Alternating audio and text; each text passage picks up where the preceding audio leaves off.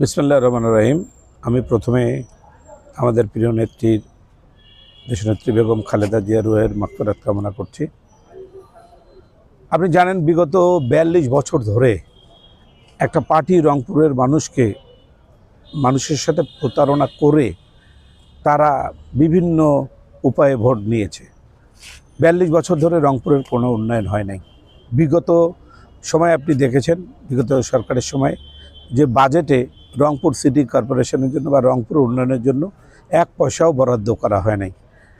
মানুষ এই বিগত সময়ের এই জাতীয় পার্টির কর্মকাণ্ডে এখন ক্ষিপ্ত এবং তারা মনে করছে যে আগামী দিনে বাংলাদেশ জাতীয়তাবাদী দল জনাব তারেক রহমানের নেতৃত্বে জনগণের ভোটে সরকার গঠন করবে এবং আমরা সবসময় যে সরকার হয় তার বিপক্ষে ছিলাম, কারণ এবার আমরা সরকারের বিপক্ষে আর থাকতে চাই না।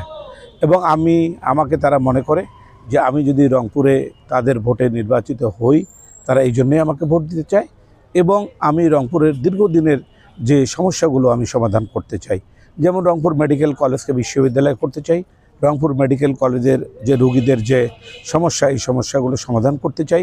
রংপুরের শহর যানজটের শহর হয়ে গেছে, রংপুরকে যানজটমুক্ত করতে চাই। আমি শ্যামাসুন্দরী খালকে আধুনিক ১০০ বছরের প্ল্যান নিয়ে আধুনিক একটা পরিবেশ তৈরি করতে চাই, যেখানে আপনার পানি নিষ্কাশনের ব্যবস্থা থাকবে, বনায়ন থাকবে, রাস্তাঘাট থাকবে, মানুষ হাঁটতে পারবে, বিকেলবেলা সন্ধ্যার পরে হাঁটতে পারবে, ওয়াকিং লাইন থাকবে। এবং রংপুরে আরও যেগুলো সমস্যা আছে, যেমন বেকার সমস্যা, রংপুরের বেকার যুবকদের জন্য কর্মের সংস্থানের ব্যবস্থা করতে হবে। রংপুরের বেকার যুবকদেরকে ভাষা, নতুন নতুন ভাষা, চাইনিজ, জাপানিজ, অ্যারাবিক, এই ভাষাগুলো শিখাইতে হবে এবং সাথে সাথে কারিগরি শিক্ষা দিতে হবে।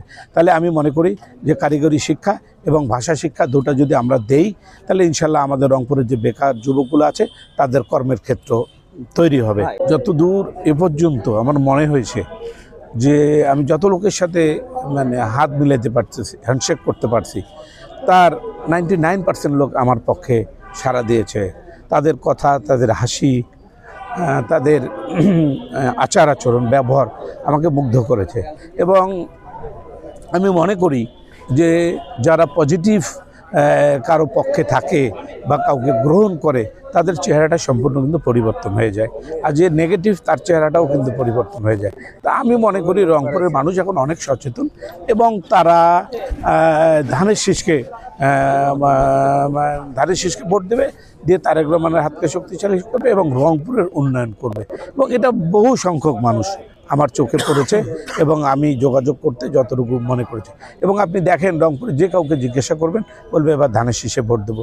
শিক্ষিত, অশিক্ষিত, বেকার বা যারা কর্মের মধ্যে আছে, সবাই কিন্তু ধানের শীষের পক্ষে। ইনশাল্লাহ রংপুরে ধানের শীষ বিপুল ভোটে বিজয়ী হবে এবং তারেক রহমান বাংলাদেশে বিজয়ী হবে।